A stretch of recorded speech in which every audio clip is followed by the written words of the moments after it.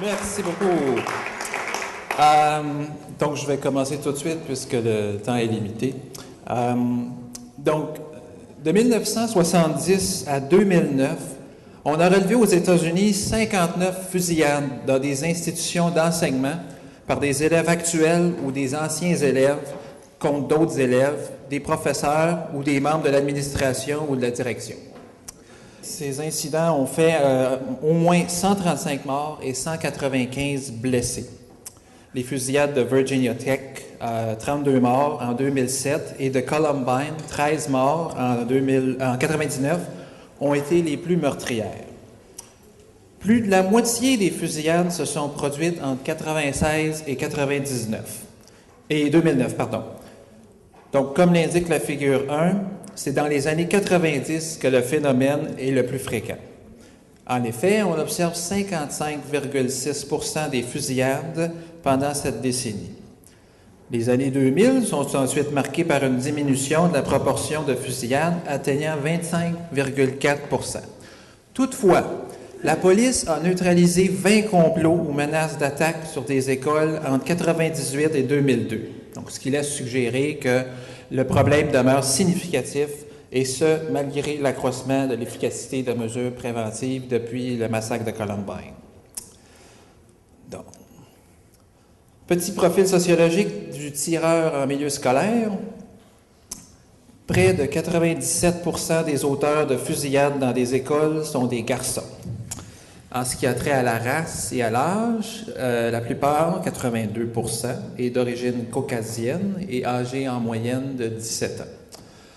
Les jeunes de 16 ans sont plus nombreux cependant, à 19,7%, suivis de près ensuite par ceux de 14 ans, 18%. Et finalement, les jeunes de 13 et 15 ans forment un groupe assez important en troisième place. Contrairement aux perceptions populaires, ces tireurs planifient leurs gestes en ciblant des personnes spécifiques. Certains dressent même des listes de leurs victimes actuelles ou potentielles. Les armes à feu qu'ils utilisent sont généralement la propriété d'un membre de la famille, immédiate ou élargie. Certains tireurs avaient même reçu en cadeau les armes dont ils se sont servis pour commettre leurs gestes. La vaste majorité des tireurs, 88,5%, n'ont pas de casier judiciaire. Ceux qui avaient un passé délinquant ont été arrêtés pour des actes de vandalisme ou des petits larcins. Et de plus, la plupart des tireurs n'ont pas l'habitude d'abuser d'alcool ou de stupéfiants. Pour ce qui est de la santé mentale des tireurs, la moitié d'entre eux avaient montré des signes de dépression qui pouvaient s'accompagner d'idées suicidaires. Néanmoins, ces idées ne se sont pas concrétisées puisque dans 77,8%, il n'y a pas eu de suicide. Bon. Les médias d'information masquent la dynamique des fusillades en milieu scolaire, choisissant plutôt de qualifier ce problème d'enfants tuant d'autres enfants. La plupart des explications se concentrent sur la pathologie individuelle des auteurs de ces fusillades. Enfance traumatisante, problèmes neurologiques et psychologiques. Or, le problème des fusillades dans les écoles n'est pas simplement une question de violence, mais fondamentalement une question de masculinité violente. La masculinité ou sa remise en cause joue un rôle important dans 57,1% des fusillades. Les garçons intègrent tôt dans l'enfance les archétypes masculins, notamment la normalisation et de la subordination des femmes, de même que celle du pouvoir de l'argent et de la réussite professionnelle et matérielle. En 1997, au Kentucky, un jeune de 14 ans a intentionnellement tiré sur des filles prenant part à une réunion. L'une d'elles était son ancienne petite amie. Il avait dans le passé subi le harcèlement homophobe pour son apparence physique et le journal étudiant avait même publié un article questionnant son hétérosexualité. L'année suivante, 2 jeunes âgés de 13 et 11 ans ont tué 4 étudiantes et une professeure à leur école à Jonesboro, en Arkansas. Parmi les victimes se trouvaient des filles qui avaient refusé les avances de l'un des tireurs. En 2007, Virginia Tech, un Coréen dans la vingtaine, assassine 32 personnes après avoir subi le harcèlement pour son appartenance ethnique et aussi son apparence physique. Le tueur avait aussi harcelé une jeune fille dans le passé. Bon, je peux multiplier les exemples, là, mais en gros, là, la masculinité, donc, est vraiment un point central de ces fusillades-là. Si ça vous intéresse, vous irez sur le site Internet pour plus d'exemples, de cas où c'est vraiment flagrant. Donc, si près de 97% des auteurs de fusillades dans des écoles sont des garçons, ce n'est pas en raison de prédispositions biologiques, mais plutôt parce qu'ils apprennent et intègrent des modèles normatifs de l'expression de la masculinité. La masculinité et la féminité sont des construits sociaux dont les composantes varient historiquement et selon plusieurs facteurs, dont la race, l'ethnicité, la classe sociale, l'âge et la sexualité.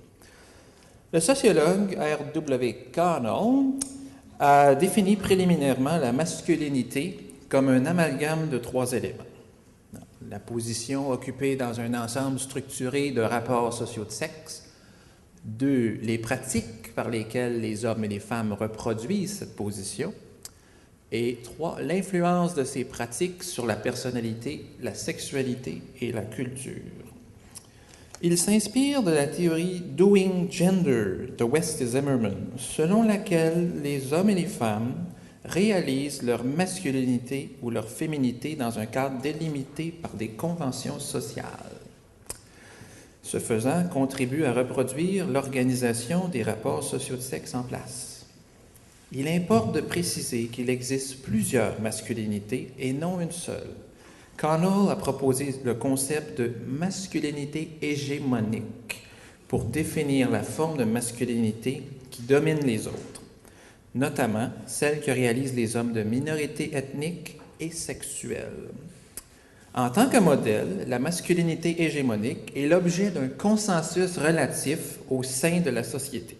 La culture le glorifie, puis à force de le répéter, les identités qui le sous-tendent sont renforcées. La masculinité hégémonique se construit également en opposition à celle de la féminité et perpétue l'ordre patriarcal.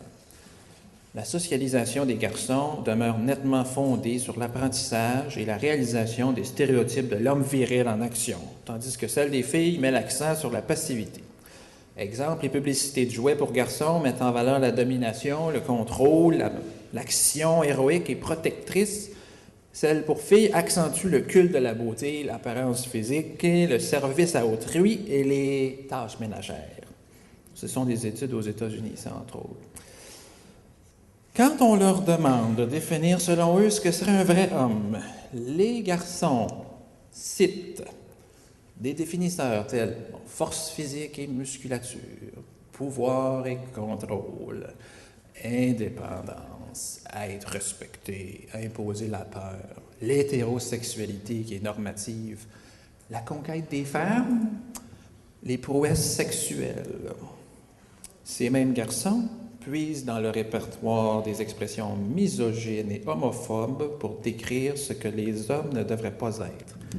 Pussy, bitch, gay, fag, tapette, fils à maman, femmelette, frileux, efféminé, etc. L'homophobie et l'hétérosexisme constituent des régulateurs de la masculinité hégémonique. Dans les écoles secondaires québécoises, 54% des garçons contre 20% des filles sont d'avis que les homosexuels ne sont pas de vrais hommes. Ils affirment que les gays ont le droit d'être ce qu'ils sont, en autant qu'ils ne le démontrent pas publiquement et qu'ils ne s'adressent pas à eux pour les violer. Plusieurs garçons déclarent être aussi dégoûtés par le côté efféminé des hommes homosexuels. La définition de la masculinité adolescente passe aussi par l'objectivation dégradante des femmes. Exemple, elle s'est fait sauter. Si tu veux te faire quelque chose par elle, prends un numéro. C'est une vraie slot. L'homophobie est un mécanisme de normalisation de la masculinité hégémonique dans notre société et joue un rôle fondamental dans la dynamique des fusillades en milieu scolaire. Plus de 67% des garçons qui ont commis une fusillade ont été harcelés et intimidés dans le passé. La remise en cause de la virilité et de l'hétérosexualité est un thème central de cette intimidation, ce que les médias d'information et même les travaux universitaires négligent. Les brimades homophobes n'ont aucun lien avec l'orientation sexuelle du garçon qui en est la cible. Il peut être harcelé en raison de son apparence physique, des vêtements qu'il porte, du genre de musique ou de film ou de jeu qu'il préfère. Super-héros masculins. Parce que là, la question, c'est où est-ce qu'ils prennent les modèles de virilité et de masculinité? Il me reste encore du temps. Okay. Dans notre ère hautement technologique, les médias d'information et de divertissement jouent un rôle fondamental dans la construction, la reproduction, la normalisation et la construction des masculinités.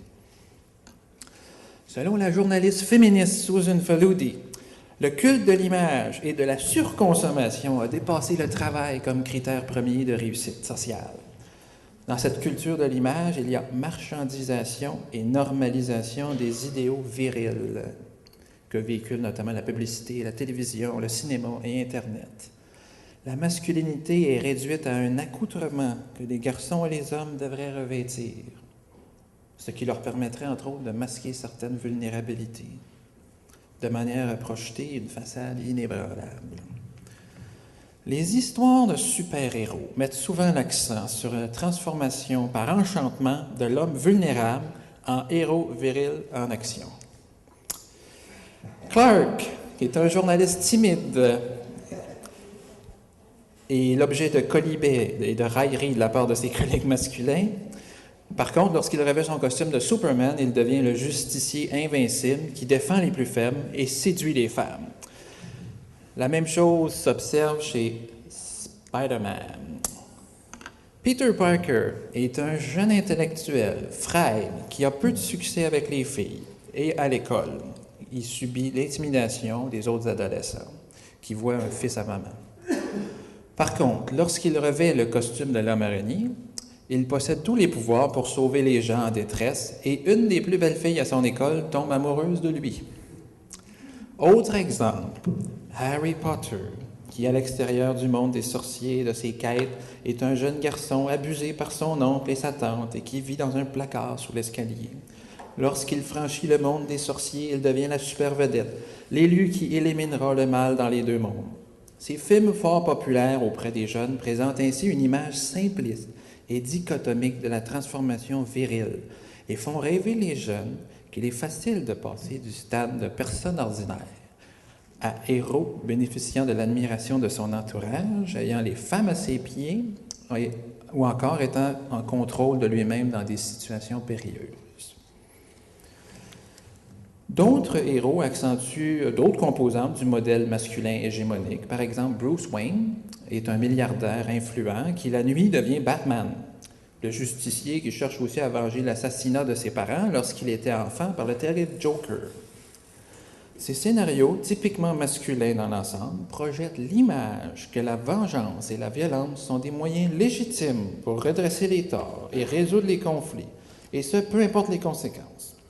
Dans le cas de Batman, le pouvoir de l'argent et le prestige associé à la richesse matérielle est mis en valeur. La corpulence des super-héros masculins atteint aujourd'hui des proportions qui dépassent ce qui est humainement possible. Le héros Batman traditionnel apparaît tout petit à côté du nouveau Batman. Ces images sont également immortalisées dans les figurines de jouets pour enfants. Développer une musculature se rapprochant ne serait-ce qu'un peu de celle des nouvelles figurines, un homme pourrait difficilement y parvenir sans l'apport de suppléments protéinés et de stéroïdes. D'ailleurs, on note une augmentation de la consommation de la prise de ces substances chez des garçons aussi jeunes que 12 ans.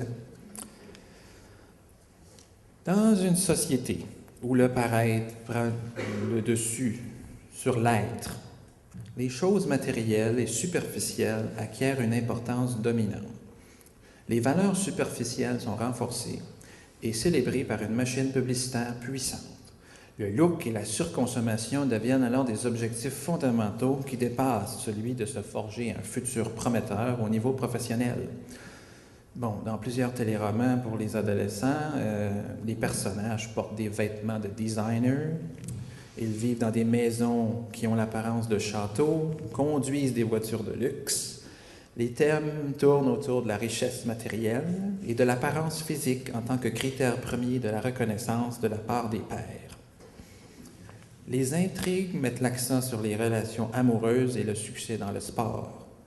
La majorité des scènes se déroulent à l'extérieur des heures de classe. Alors, des garçons qui sentent que leur masculinité a été bafouée apportent à l'école des armes à feu qu'ils exhibent fièrement devant leurs camarades. Cela leur confère un sentiment de pouvoir. Ils sont alors en mesure d'imposer la peur et le respect. Par la violence armée, ces garçons passent par un processus de redéfinition de l'identité et démontrent leur virilité en face d'un public. Dans cette optique, la violence s'avère une ressource pour construire sa masculinité ou la regagner lorsqu'on sent qu'elle est attaquée. L'action est une composante essentielle de la masculinité hégémonique. Lorsque sa réputation est attaquée, un garçon ne doit pas rester sans broncher, mais bien faire payer ceux qu'il perçoit comme responsables des affronts à sa virilité. À la différence des filles, les garçons agissent lorsqu'ils sont attaqués.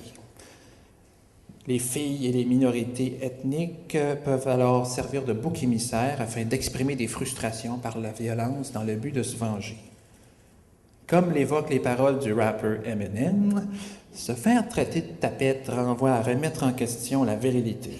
Et dans cette culture, quand quelqu'un questionne votre virilité, on ne fait pas que se mettre en colère, on règle des comptes. We get even. La violence occupe une place déterminante dans l'imagination et le discours des garçons à l'école. Plusieurs disent à la blague souhaiter prendre d'assaut par les armes leur école ou tirer à bout portant sur les professeurs pendant qu'ils se réunissent dans la salle des professeurs. Ce type de blague est rendu tout à fait banal, car dans la mentalité de bien des garçons, il est tout à fait normal de détester l'école, voire même de fantasmer sur sa destruction. Bien entendu, la vaste majorité des garçons ne construisent pas des masculinités identiques à celles des super-héros. Il faudrait envisager la masculinité hégémonique comme un idéal type par rapport auquel les garçons et les hommes se positionnent. Les identités se construisent et sont par conséquent malléables. Et c'est de cette façon que le concept de masculinité hégémonique offre l'espoir de changement social. Les médias ont une portée immense dans notre société et pourraient idéalement devenir des vecteurs de modèles masculins alternatifs plus positifs et diversifiés. Des chanteurs comme Bono de U2 ou Eddie Vedder du groupe Pearl Jam affichent ouvertement leurs convictions en faveur d'un monde égalitaire entre les femmes et les hommes et aussi entre nations. Ces célébrités sont impliquées dans les causes sociales, l'élimination de la pauvreté, et ce, par des méthodes diplomatiques et non violentes. Alors, il faut mettre en valeur de tels modèles masculins auprès des jeunes afin qu'ils apprennent qu'être un homme, après tout, ne se limite pas à être fort physiquement et à user de violences verbales et physiques pour démontrer leur masculinité. Un tel discours n'est sûrement pas anti-homme, car avec des modèles alternatifs masculins, c'est autant les femmes et les hommes qui vont en sortir gagnants.